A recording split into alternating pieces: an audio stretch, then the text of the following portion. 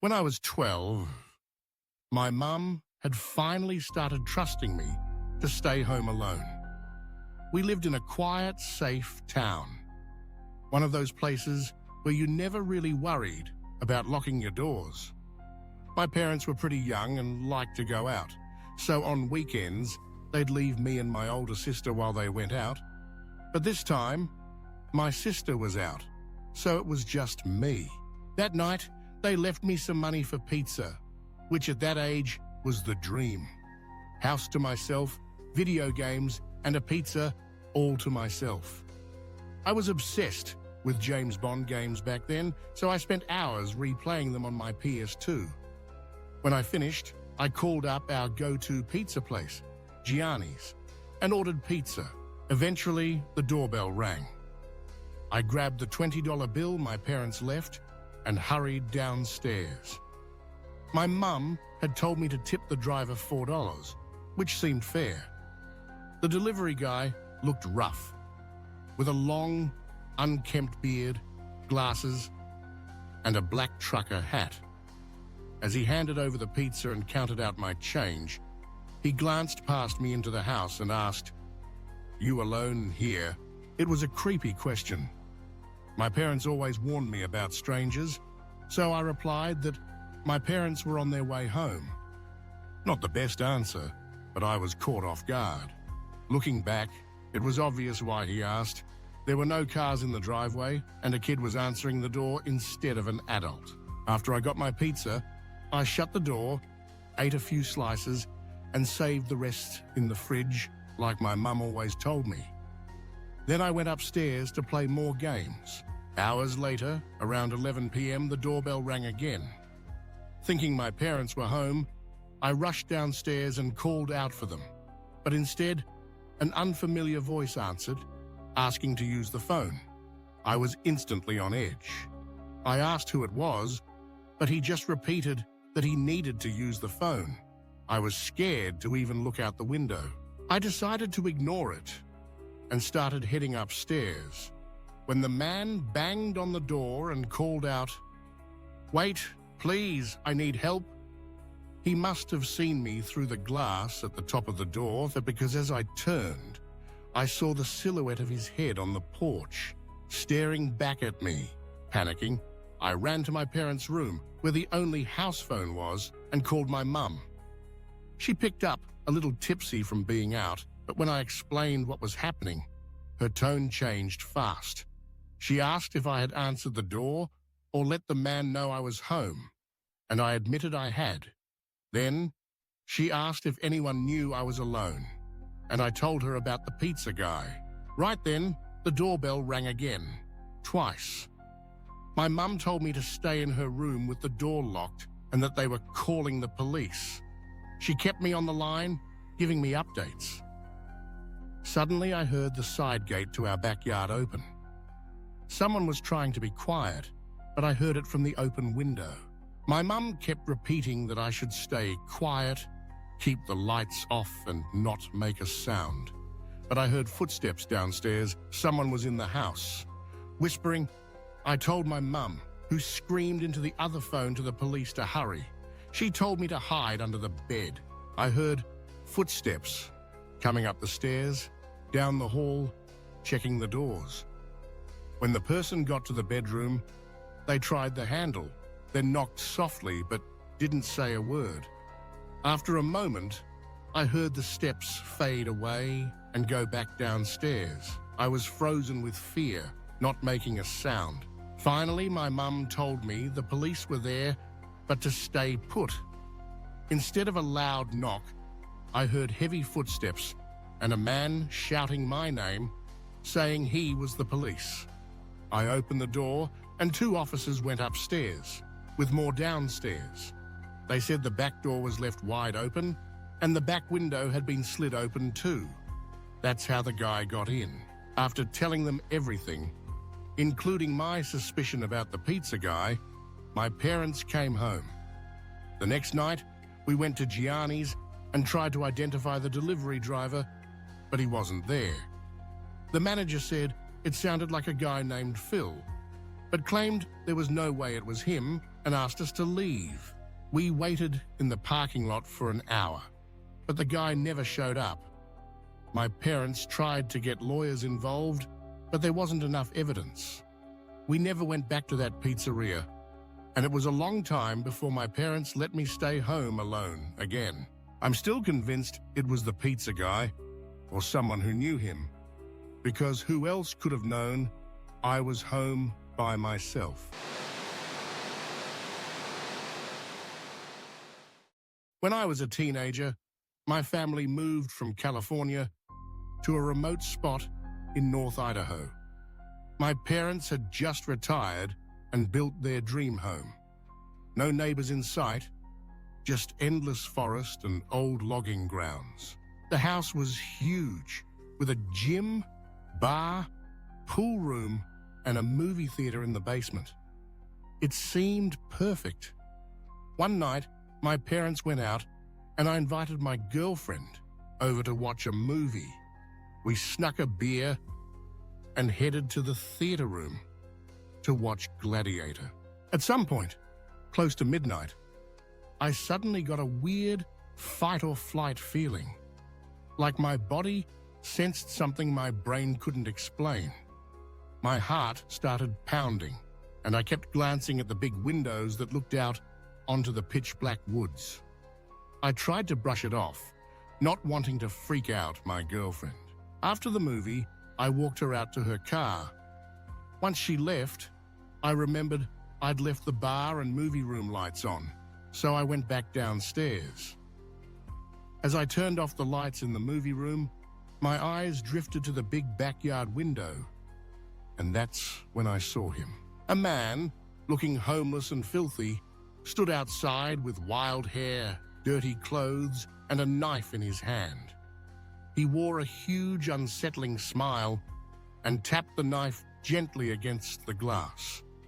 For a moment, I thought I was seeing things. I slowly backed out, turned off the rest of the lights, and moved to another room. But the man followed, moving from the window to the sliding glass door. We were less than a foot apart, just the glass between us. He didn't try to get in, he just stared, smiling. I ran upstairs just as my parents came home. I told them what I'd seen, and my dad immediately grabbed his rifle and stormed outside while my mum explained that there had been a string of break-ins nearby. Guys trying to get into houses, matching the description I'd gave them. The police were called, but they found nothing. That should have been the end, but it wasn't. That night, as I lay in bed, I heard faint tapping on the glass below me. My room was right above the movie room. It sounded like metal on glass and lasted for hours. Night after night, it continued. Sometimes I'd wake up at 3 a.m. and hear it again, even footsteps on the roof. When winter came, my parents had to go out of town, but they were nervous. Before they left, they gave me a shotgun for protection, and we had a big Rottweiler who never barked unless someone was really there. One night, while I was alone, I heard crunching footsteps in the snow outside. The dog perked up, started growling, then barking at the front door, loud and angry. I didn't move or make a sound. Then, a slow, taunting knock came at the door. I didn't answer and slept with the shotgun beside me and my dog sleeping by me. The next morning, I found human footprints circling the house, stopping at every window as if someone was peering in. Looking for me, I followed them into the woods, but they zigzagged and looped like someone was trying to lose me. Something told me to go back. That night, the tapping returned louder this time. I grabbed the shotgun, stepped onto the second-story deck, and turned on the lights. There he was again. Same man, same smile, knife in hand, staring up at me. I shouted at him to leave or I'd shoot, but he just stood there, grinning. I fired a warning shot, and he finally backed away into the woods, still facing me. I let the dog out, and he tore off into the forest. After that night, I never saw the man again.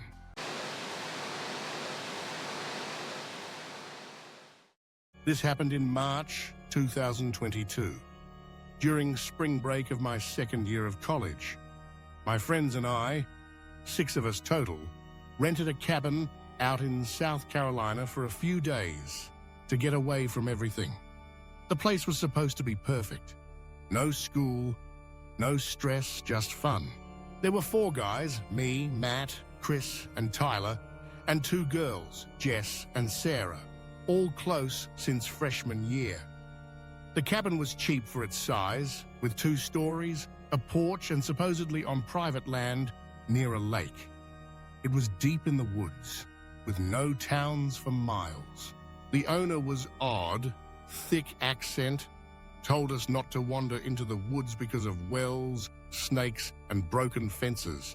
We laughed it off, thinking it was just some creepy local flavor. But when we arrived, it wasn't so funny. The cabin looked much older and dirtier than the pictures. There was a musty smell, like garbage and wet wood.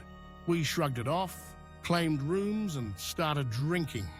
By 11 p.m. it got cold, so we moved inside. I noticed just how dark the woods were. Beyond the porch lights, it was total blackness, and the trees felt like they were pressing in on us. The silence was heavy. Around 2 a.m., we all went to bed. My room was on the ground floor, next to the kitchen, with a window facing the woods. At around 4:15, I woke up suddenly, heart pounding.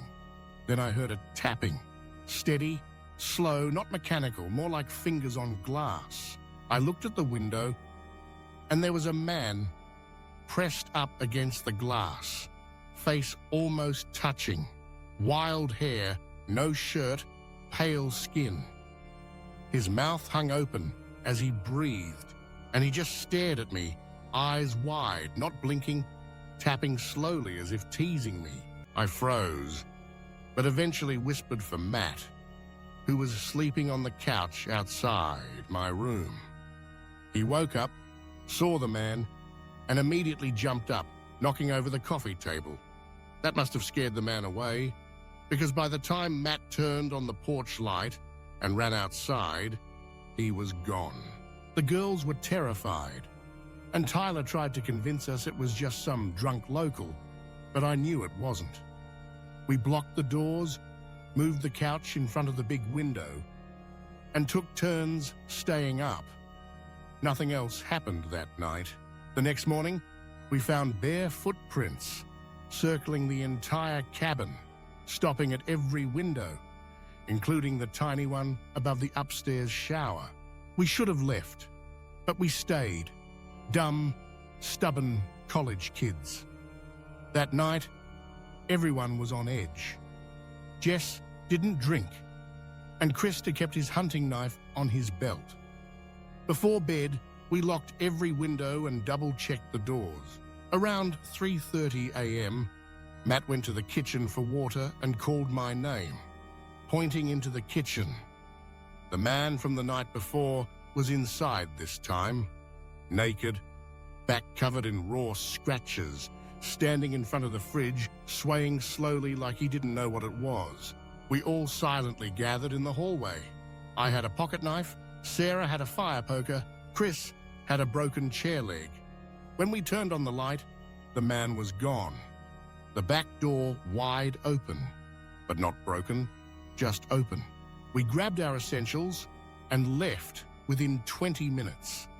When we reached the highway, we called the sheriff. The deputy wasn't surprised. Said there had been problems with the people squatting in the woods, some of them not right in the head. We tried to explain that this wasn't just a homeless guy. He watched us, came back, and somehow got inside. The deputy just nodded, almost like he'd heard it all before.